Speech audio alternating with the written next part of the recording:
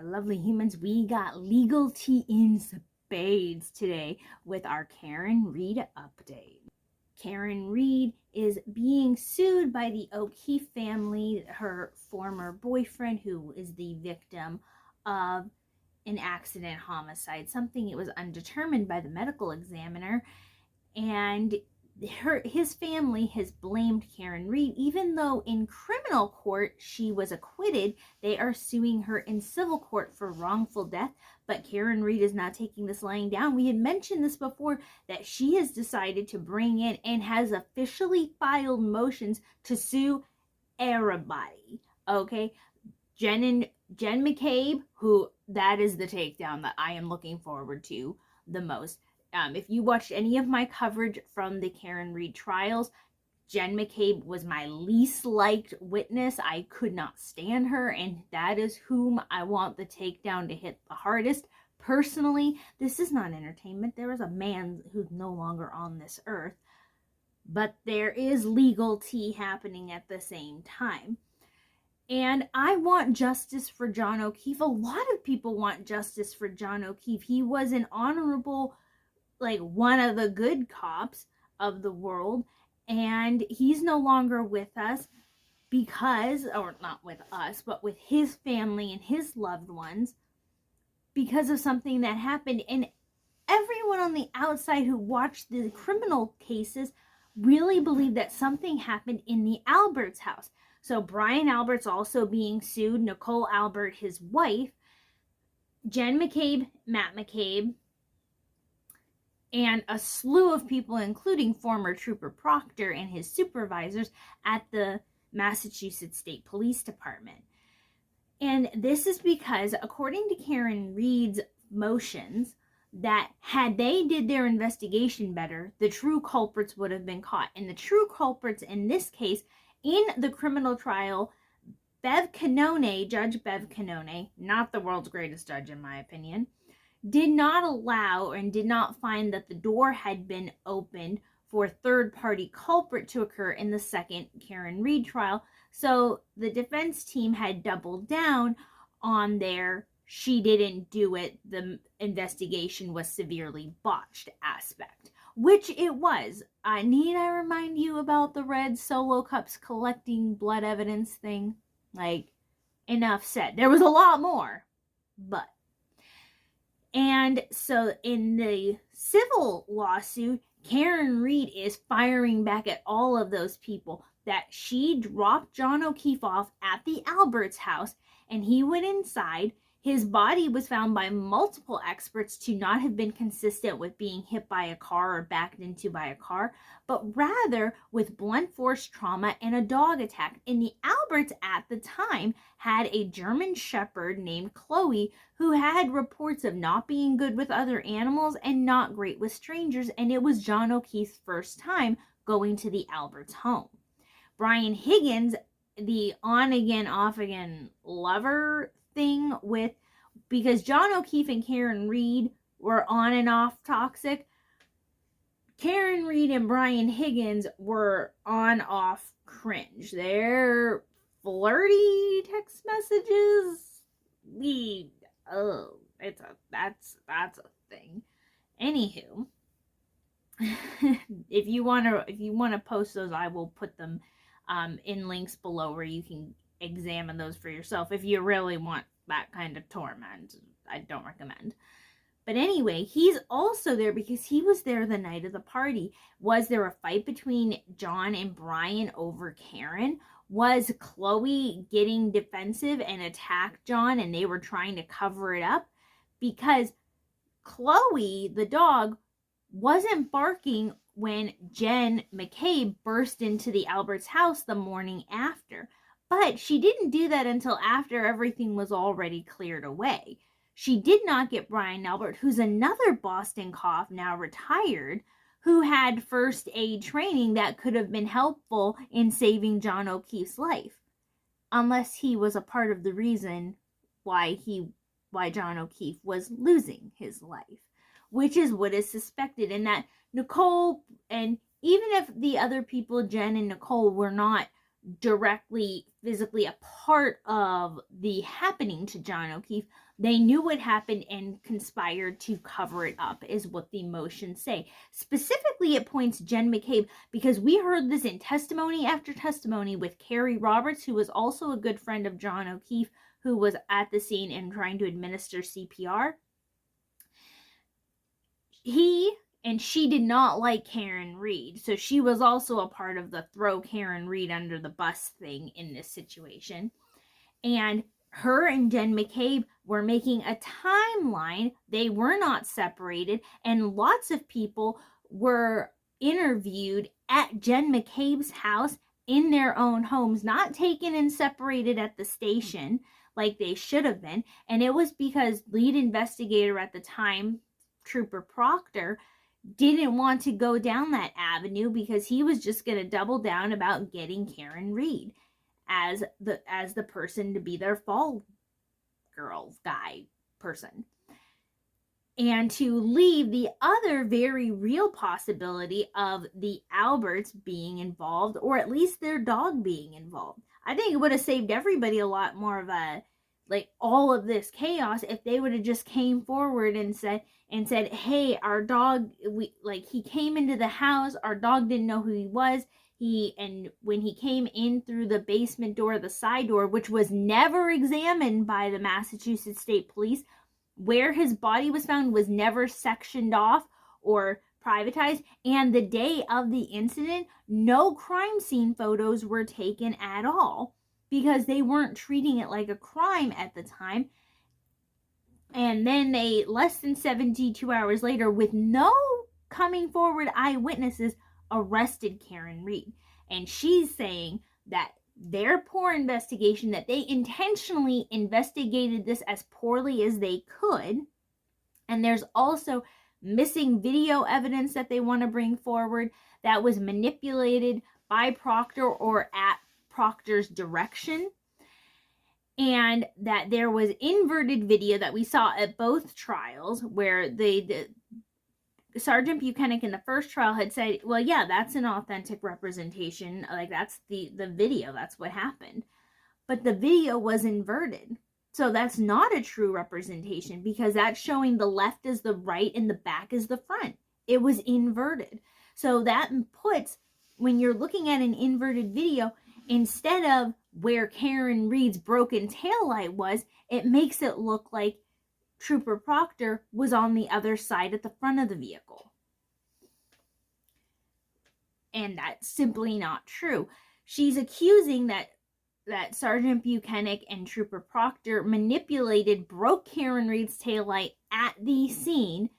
The glass that had been found, that they were trying to link to the broken glass that was found by John O'Keefe, there were 4 different glass fragments found in the second trial when they had the forensic experts go through it.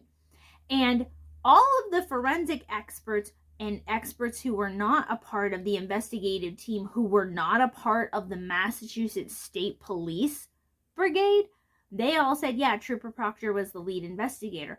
All of the Massachusetts and Boston police people who were involved said, we don't really assign things like that. Like, he may have been the main. We don't know.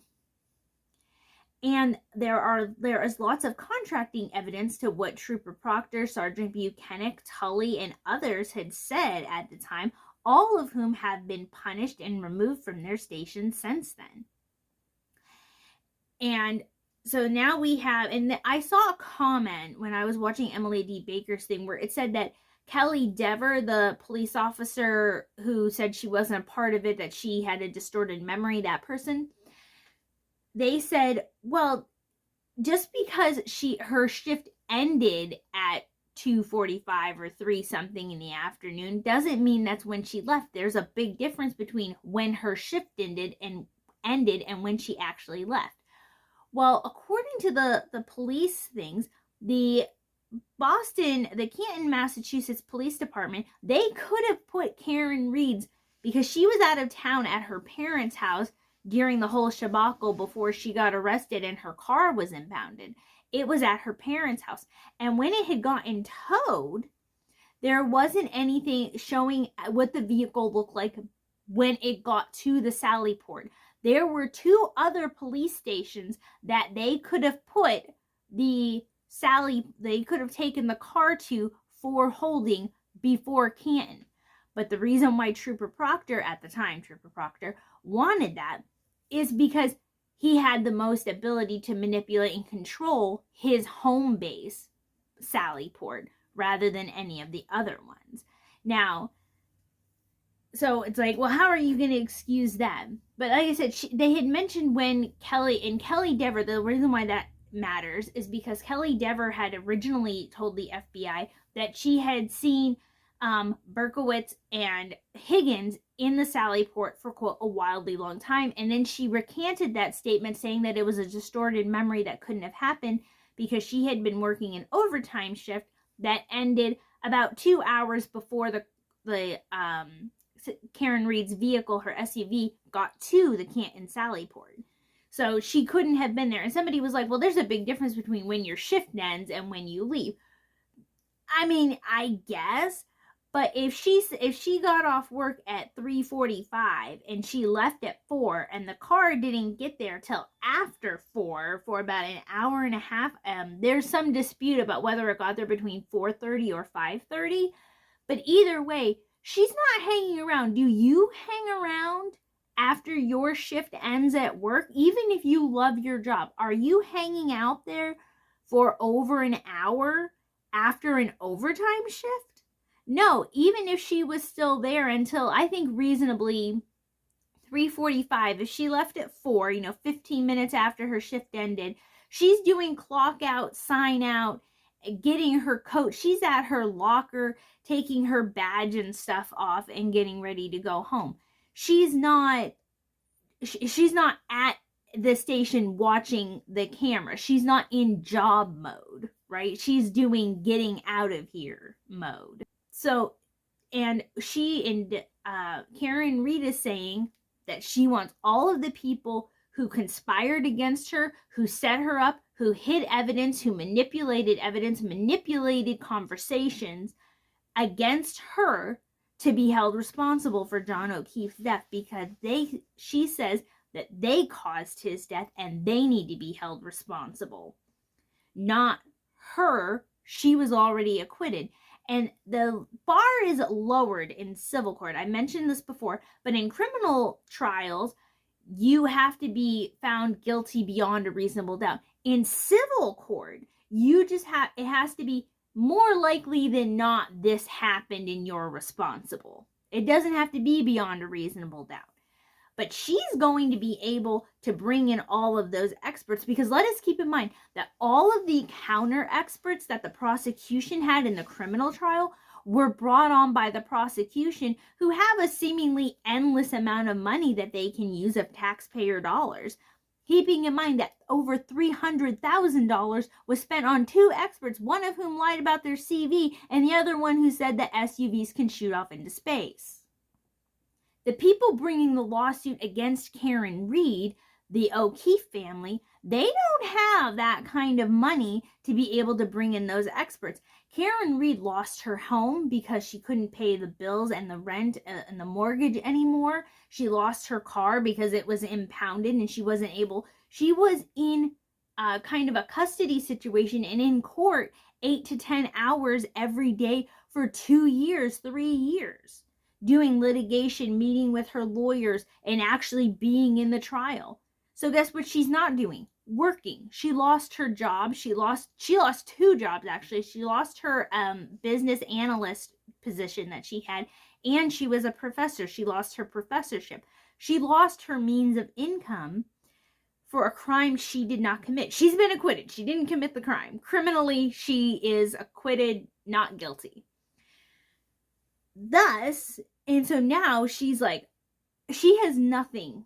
Emily D. Baker said this too, and I agree with it, that she has nothing left to lose. She's already millions of dollars in debt, but she has book deals, she has documentary deals, movie deals, her and Alan Jackson, which is why Alan Jackson, I believe, is staying as one of the lawyers on the team.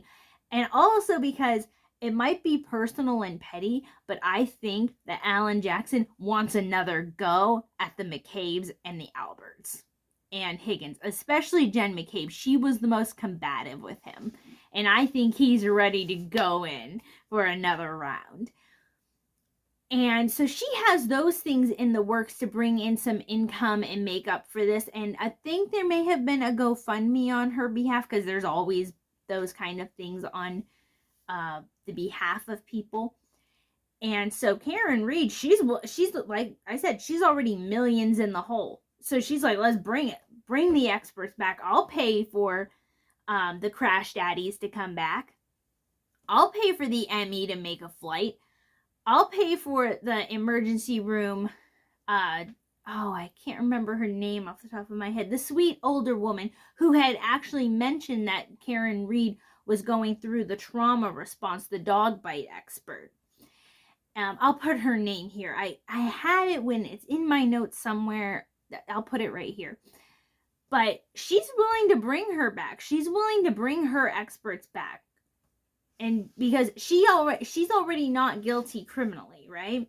So she can bring that to this courtroom. It's like, yeah, actually, there was already an acquittal on this part. Here are some experts who say that John O'Keefe's body is not consistent with being hit by a car, and the O'Keefes cannot bring a different avenue or claim something else happened to John at the time. They have to go with what they originally filed. So mid-trial, they can't go, well, actually, we think she hit him with a baseball bat that was in the back of her car, not that he got hit by a car. They can't go that route now because the motions have already been filed against her, saying that she was responsible hitting him with a car. And the lowered standard of more likely than not, rather than beyond a reasonable doubt, doesn't just go for Karen Reed. It goes for all of the new defendants, the McCabes, the Alberts, Higgins, and the Massachusetts State Police officers that were specifically identified. So former Trooper Proctor and his supervisors are who she's really going for, because they didn't do their supervisor positions. They let Proctor get away with a whole bunch of stuff and engaged in his misbehavior and misconduct. The other thing that these other new defendants need to be aware of is that they are defendants. When they were just witnesses in the original Karen Reed criminal trials, there are limitations. It's very much just kind of a surface skim of immediately related to the situation, things that are happening with witnesses.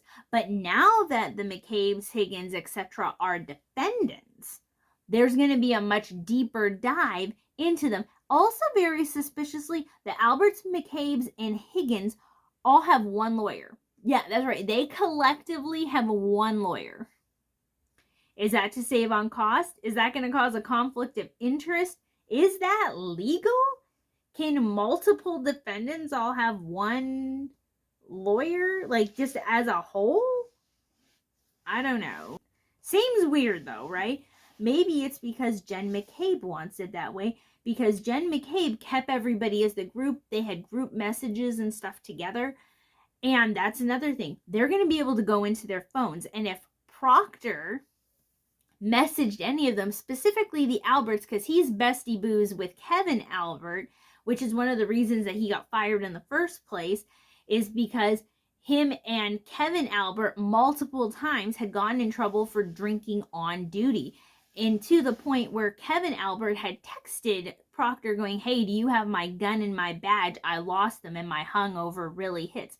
They're going out to the gym. They're going out on duty. Like, while they're clocked in on taxpayer dime, having drinks, then driving around in their cruisers with their state authorized weapons and official badges.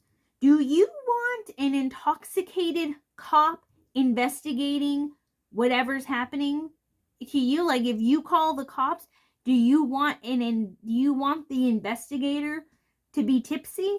So they're going to get to go even further into those text messages, into the conversations, into stuff that happened, because they don't just get to keep it surface level, because they're not just witnesses anymore, they're defendants, which means Karen Reed's legal team is going to get to dig into them even further.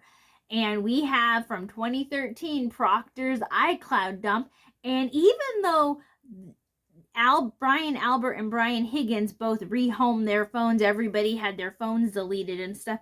I'm wondering if Karen Reed's legal team is going to be like, hey, let's get that iCloud dump like we got with Proctor. Let's see what they tried to hide. Or we can go a completely different direction where it's going to be like, look at all of this suspicious timing and things that happened in this time period. Everybody's phones get rehomed. The Alberts move. They rehome their dog to Vermont from Massachusetts. They go like, what is that, 2 or 3 states over?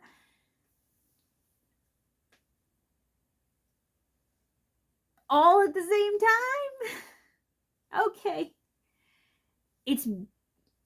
So is a jury going to look at that and go, okay, so we have a bunch of experts who go, this body wasn't consistent with being hit by a car. And here we have a whole bunch of people who were at a party who weren't separated for interviews. We're all talking with each other. Check out the group chats. And in case you're wondering, yes, there is spousal privilege between Jen McCabe and Matt McCabe, Brian Albert and Nicole Albert. They have spousal privilege, which means they don't have to talk the talk with each other in court. But all the group messages are not covered. Once you bring in another party, it's not between spouses, right? The stuff between Jen McCabe, Matt McCabe, and Brian Albert and Nicole Albert, those things are not spousal privileges just because they're both married couples. It's only between the two individuals, not the group as a whole. And there were messages with Carrie, without Carrie. There were messages with Brian Higgins. And so the text message is like Matt McCabe saying, tell them the guy never went into the house. Have Kevin Albert do the interview. Those things are all going to come up and be a lot more suspicious. And I think a jury is going to go, how much coincidence is not coincidence? I think it's more likely than not that an accident, a deadly accident, happened to John O'Keefe in the Alberts' home, and that the police department were covering up for Brian Albert, another police officer. But that's yet to be proven. Those are just everything in the filing, except that I mentioned that the Higgins, Alberts, McCabe's, they all have their one lawyer who is countersuing or filed a motion for defamation against not only Karen Reed, but also Aiden Kearney. Aiden Kearney is the turtle boy, the one who had his own separate case at the same time because the McCabes say that he elicited violence from his social media postings and that he harassed them during the Karen Reed trial sagas. So now defamation means you have to have suffered some loss. The only one who really has that going are the police people, because Nicole Albert, Matt McCabe, etc., they didn't lose their jobs or lose their income or livelihoods because of what's happening with Karen Reed. I'm not sure what Turtle Boy has to do with the civil lawsuit whatsoever, because they already tried to get him. They already had that going somewhere else. It didn't work out well for them. So they're trying for round 2? I don't know. And also, defamation isn't just saying something bad about somebody else. It's saying something in a damaged livelihood, reputation ruining way that makes it hard for them to get a living. But that's if it's not true, right? That's if it's not true.